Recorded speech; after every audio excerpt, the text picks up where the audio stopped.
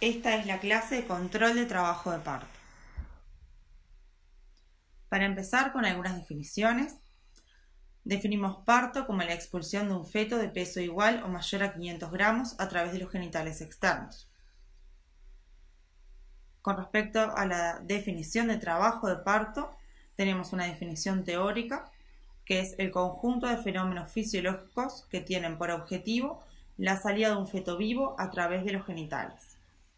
Y tenemos una definición clínica, la cual nos permite hacer diagnóstico de trabajo de parto, que es la presencia de 3 a 5 contracciones uterinas dolorosas en 10 minutos, de buena intensidad y duración, y la presencia de 3 centímetros o más de dilatación cervical progresiva.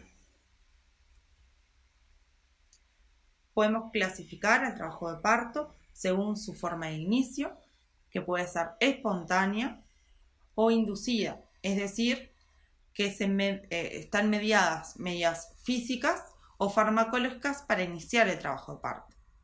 Y también podemos clasificarlo según su desarrollo, en eutóxico, es decir, que tiene una normal evolución en todas sus características, y en distóxico, es decir, cuando hay una alteración de su normal evolución, debido, por ejemplo, a alteraciones de la dinámica uterina, alteraciones en el canal de parto o del móvil fetal. Los siguientes son objetivos de la atención del trabajo de parto según el Ministerio de Salud Pública.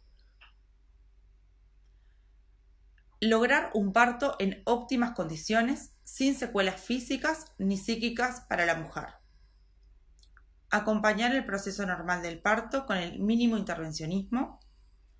Obtener un recién nacido vigoroso con un peso adecuado para la edad gestacional, sin sufrir episodios de hipoxia o trauma vinculados al parto. Promover una adecuada interrelación madre y recién nacido desde los primeros minutos de vida. Las siguientes son intervenciones recomendadas según estrategias de medicina basada en la evidencia. El acompañamiento durante el trabajo de parto y parto disminuye la duración del trabajo de parto, el dolor, el parto instrumental y el Apgar bajo a los 5 minutos. La higiene vulvoperineal. El parto debe asistirse con guantes estériles y material estéril. Y desinfección locorregional previo al parto. La alimentación es importante, el soporte hídrico y calórico adecuado durante el trabajo de parto. Con respecto al estado anímico y la comodidad de la mujer, se recomienda ofrecer y estimular las clases de preparación para el parto, el acompañamiento por la persona que la mujer elija, estimular a la mujer para que adopte la posición que ella desee durante el trabajo de parto, alentar la deambulación durante el trabajo de parto. Es importante la información, la adecuada información previo durante el control del embarazo y durante el trabajo de parto, y la disminución del intervencionismo y la medicalización no justificados. Con respecto a la rotura de membranas ovulares, la rotura de membranas ovulares puede ocurrir espontáneamente en cualquier momento del trabajo de parto, más frecuentemente luego de alcanzar la dilatación completa.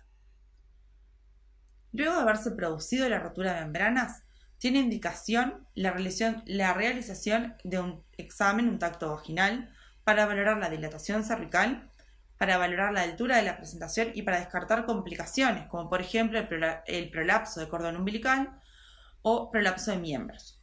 También es importante controlar la frecuencia cardíaca fetal en este momento. No se aconseja realizar la amniotomía electiva o rotura artificial de membranas de rutina como forma de acelerar el trabajo de parto. Son indicaciones, sí, de rotura artificial de membranas las siguientes. La distosia de la dinámica uterina, para valorar la calidad del líquido amniótico, y siempre se debe realizar bajo consentimiento informado oral de la paciente y habiéndole explicado la maniobra a realizar. Con respecto a acciones específicas según cada etapa del trabajo de parto, el periodo dilatante va desde el inicio del trabajo de parto, es decir, desde los 3 centímetros de dilatación hasta la dilatación completa. Con respecto a los controles en el periodo dilatante, es importante controlar la frecuencia e intensidad de las contracciones uterinas. Las mismas deben ser entre 3 a 5 en 10 minutos, con una duración clínica de 60 segundos aproximadamente. Y es importante también controlar el tono uterino entre las contracciones. El tono uterino entre las contracciones debe ser normal, es decir, que permite una correcta semiología fetal. También es importante controlar la frecuencia cardíaca fetal. Con respecto a los tactos vaginales, deben restringirse al mínimo que permita valorar con seguridad la progresión del trabajo de parto. Como mínimo están indicados un tacto vaginal al ingreso, luego cuando se produzca la rotura de membranas uvulares y cuando la paciente tenga deseo de pujo. Con respecto a la vigilancia fetal intraparto, la salud fetal se controla mediante la frecuencia cardíaca fetal y su modificación con las contracciones uterinas. Ahí tenemos que definir los DIPS 1 y 2 y los DIPS variables. Los DIPS 1 son desaceleraciones de la frecuencia cardíaca fetal durante la apnea de la contracción. Los DIPS 2 son desaceleraciones de la frecuencia cardíaca fetal luego de la apnea de la contracción. Y los DIPS variables son desaceleraciones que no tienen relación con las contracciones uterinas dolorosas. Es importante valorar la frecuencia cardíaca fetal antes, durante y luego de la contracción.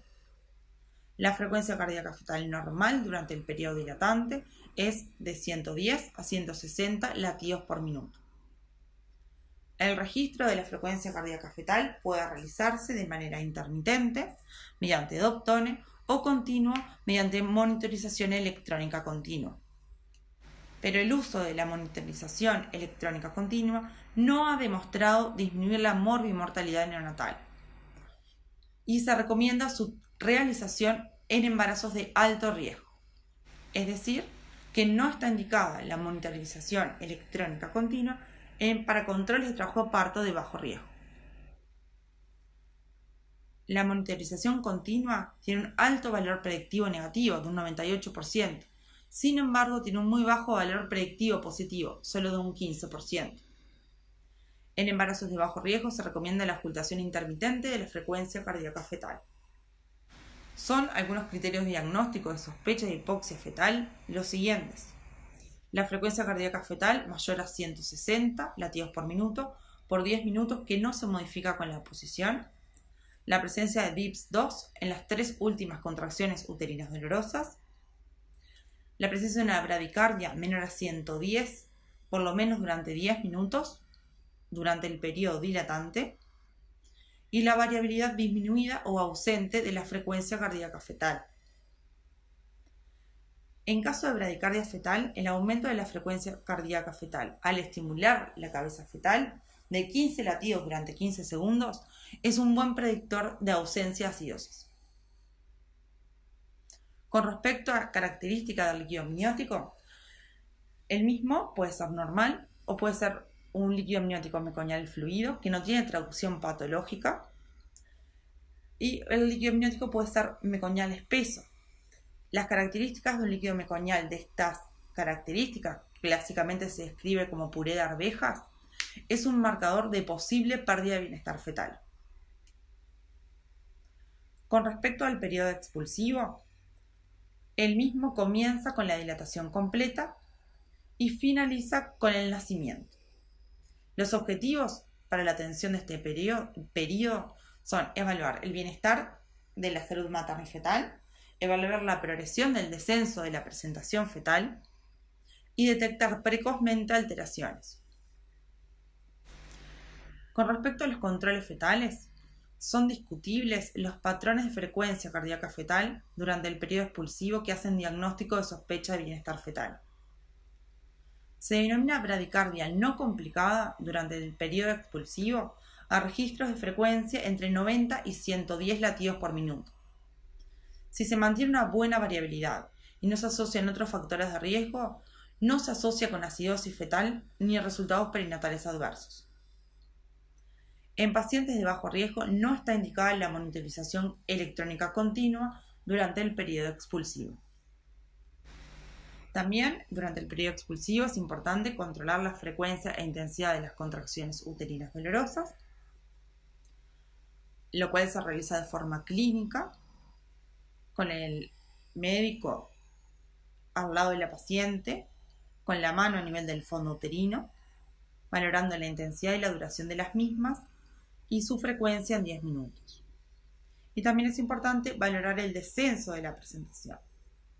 Para valorar el descenso de la presentación, contamos con planos paralelos imaginarios, que son los planos de Hodge. Los mismos son 4 planos paralelos entre sí. El primer plano es una línea imaginaria que va entre el promontorio y el borde superior de la sínfisis del pubis. El segundo plano es un plano paralelo al anterior, que pasa por el borde inferior del pubis. El tercer plano es un plano paralelo a los dos anteriores, que pasa a nivel de las espinas ciáticas, y el cuarto plano, también paralelo a los 3 planos anteriores, pasa a nivel de la punta del coxis. La duración de este periodo es controversial. Clásicamente se considera normal hasta 2 horas imprimíparas y 1 hora en multíparas. Y en caso de analgesia raquídea peridural, estos tiempos aumentan promedialmente 1 hora. Cuando la cefálica se encuentra en tercer plano, se pasa a la paciente a sala de partos en caso de no contar con salas de Nassar. En la siguiente clase vamos a hablar de la asistencia del parto vaginal normal.